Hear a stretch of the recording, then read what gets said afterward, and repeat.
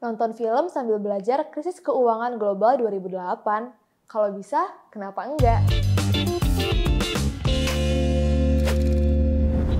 Mengisahkan tentang beberapa individu yang melihat peluang di tengah kegagalan sistem keuangan Amerika Serikat sebelum krisis tahun 2008.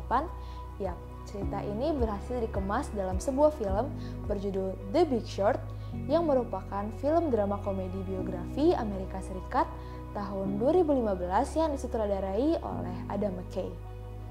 Naskah film ini ditulis oleh Adam McKay dan Charles Randolph berdasarkan buku The Big Short karya Michael Lewis yang menceritakan kisah nyata krisis keuangan 2007-2008 karena ledakan pasar rumah dan gelembung kredit.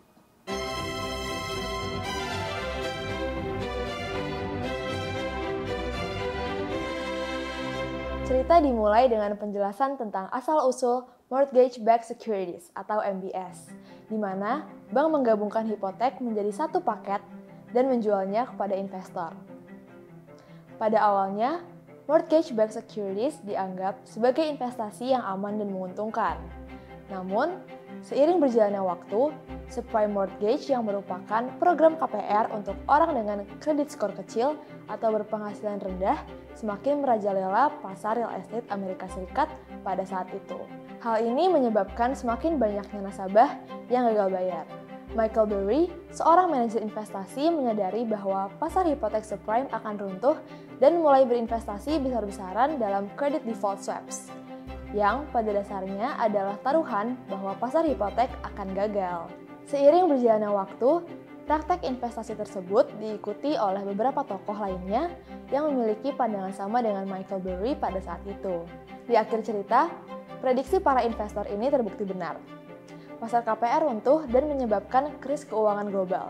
Meskipun mereka menghasilkan keuntungan besar dari taruhan mereka, film ini menunjukkan dampak besar dari krisis tersebut terhadap ekonomi dan kehidupan banyak orang. Nah, dari film The Big Short, banyak insight yang bisa dipetik oleh Sobat FEB nih. Apa aja itu? Check it out! Yang pertama, kerapuhan sistem keuangan. Film ini menunjukkan betapa rapuhnya sistem keuangan Amerika Serikat pada saat itu. Kebergantungan pada subprime mortgage dan produk keuangan kompleks seperti mortgage-backed securities atau MBS, di mana bank menggabungkan hipotek menjadi satu paket dan menjualnya kepada investor telah bertahun-tahun menciptakan ilusi stabilitas. Padahal, sebenarnya pasar berada di ambang kehancuran. Overconfidence dan herding behavior atau perilaku mengikuti arus mayoritas adalah contoh yang jelas dalam kasus krisis 2008, di mana banyak pelaku pasar yang terlalu percaya diri dengan stabilitas pasar perumahan. Yang kedua, efek domino. Krisis keuangan tahun 2008 memperlihatkan bagaimana kegagalan satu sektor, yaitu sektor real estate atau perumahan, dapat memiliki efek domino yang menghancurkan perekonomian global. Hal ini menekankan pentingnya regulasi yang kuat dan transparansi dalam sektor keuangan untuk mencegah krisis serupa di masa depan. Efek domino ini dapat dijelaskan dengan risk management yang menggarisbawahi pentingnya identifikasi, evaluasi, dan pengelolaan risiko oleh lembaga keuangan. Serta teori systemic risk atau risiko sistemik merupakan risiko yang dapat menyebabkan kegagalan dalam seluruh sistem keuangan. Krisis 2008 adalah contoh nyata bagaimana resiko dari sektor perumahan dan MBS menyebar ke seluruh perekonomian global. Nah, yang terakhir, keberanian melawan arus.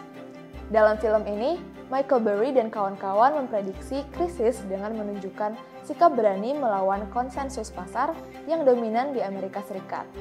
Ini menunjukkan pentingnya berpikir kritis dan mempertanyakan asumsi yang diterima secara umum, terutama dalam situasi yang kompleks dan berisiko tinggi.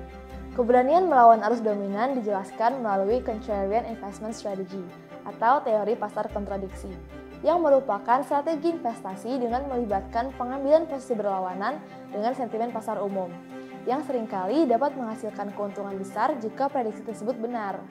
Eits, contrarian investment strategy bukan sembarang strategi nih Sobat FEB.